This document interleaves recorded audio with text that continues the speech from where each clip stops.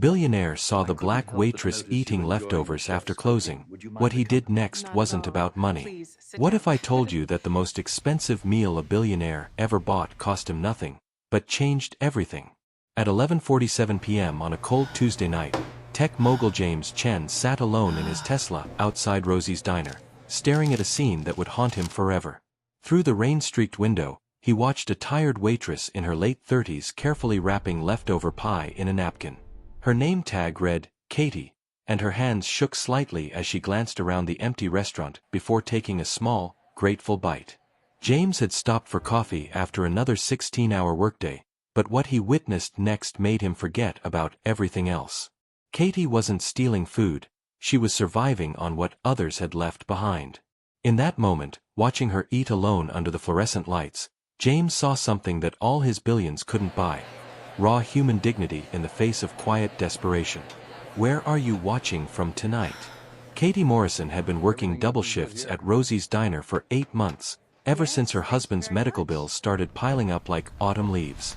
At 36, she'd never imagined she'd be grateful for customers' leftover meatloaf, but life has a way of teaching humility when you least expect it. Tom's cancer treatments had drained their savings faster than water through cupped hands, leaving them with a choice between groceries and keeping their small apartment heated. She'd perfected the art of invisible survival. A half-eaten sandwich here, some untouched soup there. Always after her manager Frank went home, always with the careful precision of someone who understood that pride was a luxury she could no longer afford. The other waitresses knew but never said anything. In their world of minimum wages and maximum hours, everyone understood the unspoken rules of getting by. James Chen built his first company at 22 and sold it for $47 million by 30. Now 42, he was worth more than some small country's GDP, but success had come with its own prison walls. His days blurred together in an endless cycle of board meetings, acquisition talks, and quarterly projections. He'd stopped at Rosie's because his usual late-night coffee spot was closed, and something about the diner's warm yellow lights had called to him through the December rain. He'd ordered black coffee and apple pie, then spent 20 minutes on a conference call with investors in Singapore while his food grew cold. The pie sat untouched when he finally left, another casualty of his racing mind and packed schedule.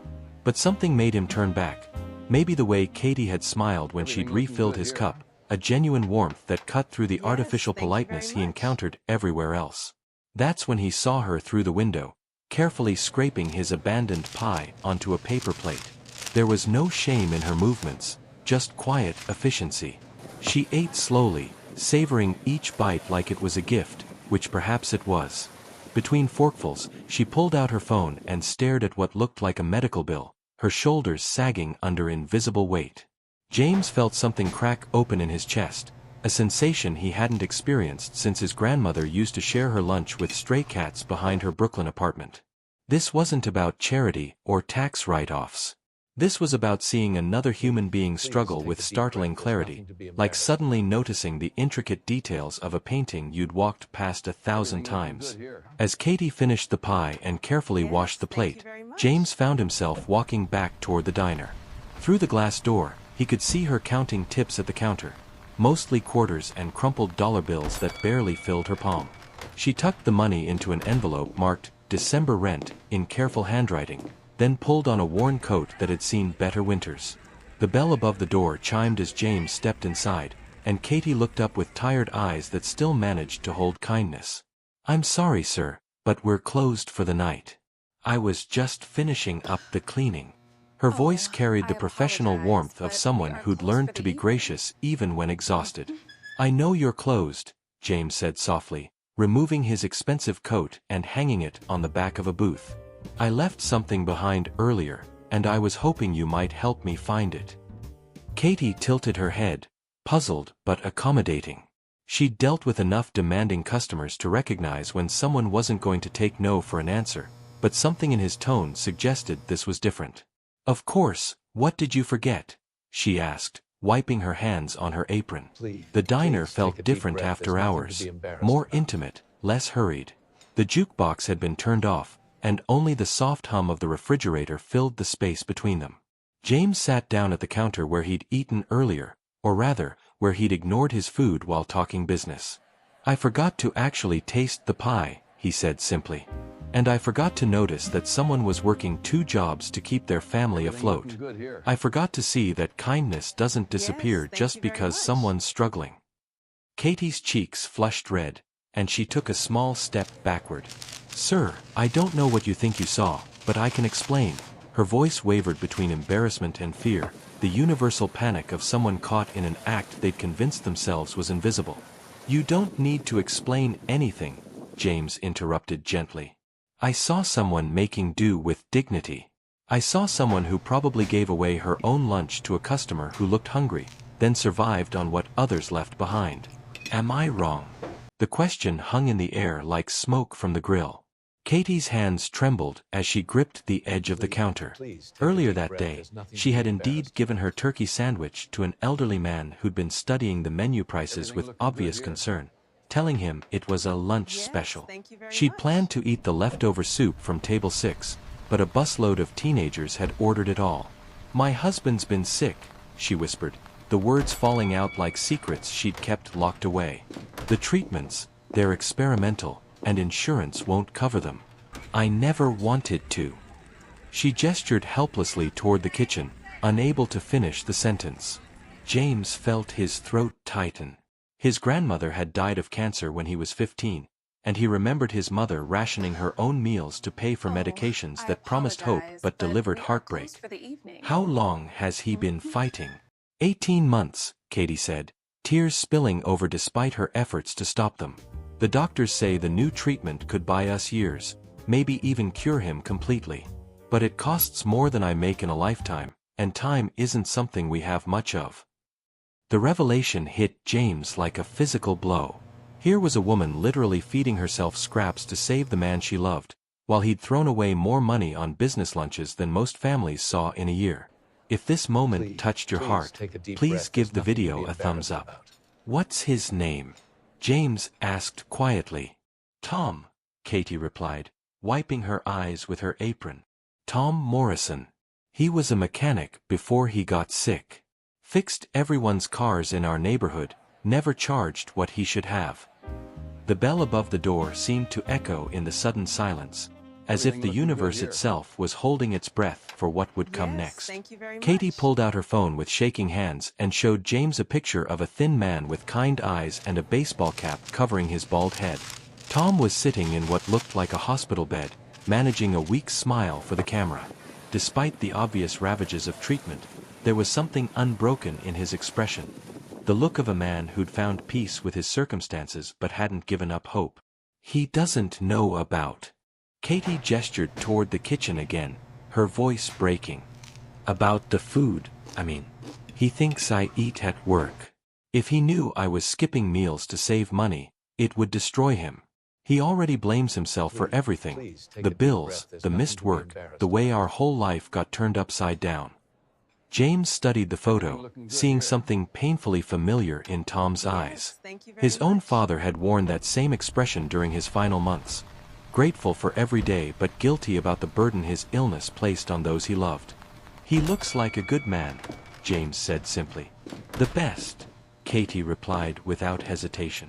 He proposed to me in this very booth, actually. Booth 3 over there. She pointed to a corner table where a young couple now sat in James's memory of earlier that evening. Said he couldn't afford a fancy restaurant, but he could promise me a lifetime of Tuesday night dinners at our special place. The irony wasn't lost on either of them, that the place where Tom had promised her a future was now where Katie scraped together the means to give him one. James felt something shift inside his chest, like a door opening that he hadn't realized was locked. The new treatment, he said carefully. How much time do you have to decide? Katie's composure finally cracked completely. 2 weeks. The doctor says if we don't start by January 15th, the cancer will spread too far to stop. We've applied for every grant, every program, every charity we could find. I've worked every shift Frank will give me, picked up cleaning jobs on weekends. We sold Tom's truck, my mother's ring, everything worth anything. She laughed bitterly. Turns out 36 years of living doesn't add up to much when you measure it in dollars. James watched her shoulders shake with the weight of carrying an impossible burden alone. He thought about the watch on his wrist, worth more than most people's annual salary, and the casual way he'd written off dinner earlier as a business expense. Have you ever faced something like this? Let us know in the comments. Katie, he said softly, waiting until she looked up at him. What if I told you that someone was willing to cover Tom's treatment? All of it. No strings attached, no publicity, no repayment expected. She stared at him as if he'd spoken in a foreign language. Sir, I don't understand. Who would do something like that? And why? Because 18 months ago, I lost someone very dear to me to the same disease, James replied, his voice steady despite the emotions churning inside him. Because I learned too late that all the money in the world can't buy back time, but maybe it can buy someone else the time they need. The diner suddenly felt very small and very large at the same time, as if the walls had expanded to hold the magnitude of what was being offered. Katie sank onto the stool behind the counter, her legs no longer able to support her. I don't even know your name, she whispered, staring at this stranger who'd just offered to save her husband's life. James Chen, he replied, extending his hand across the counter.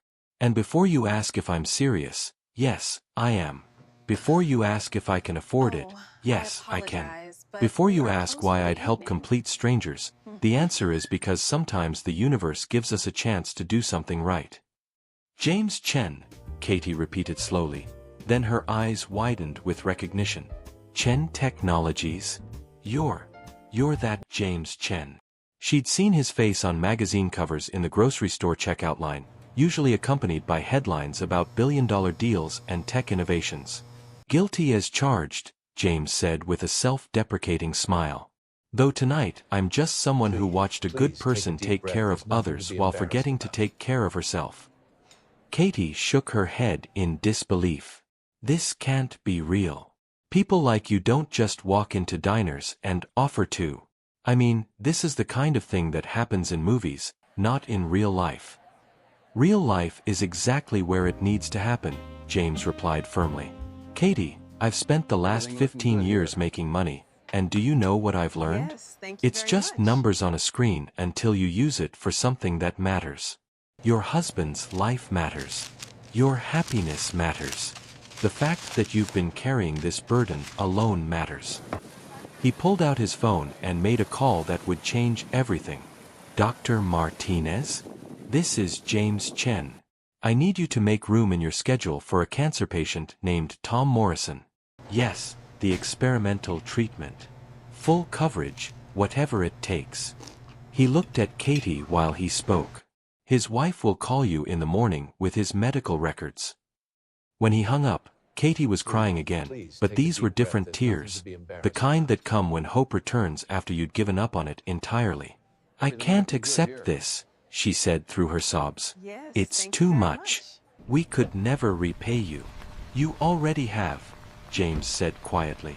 You reminded me why I started my first company, to solve problems that mattered.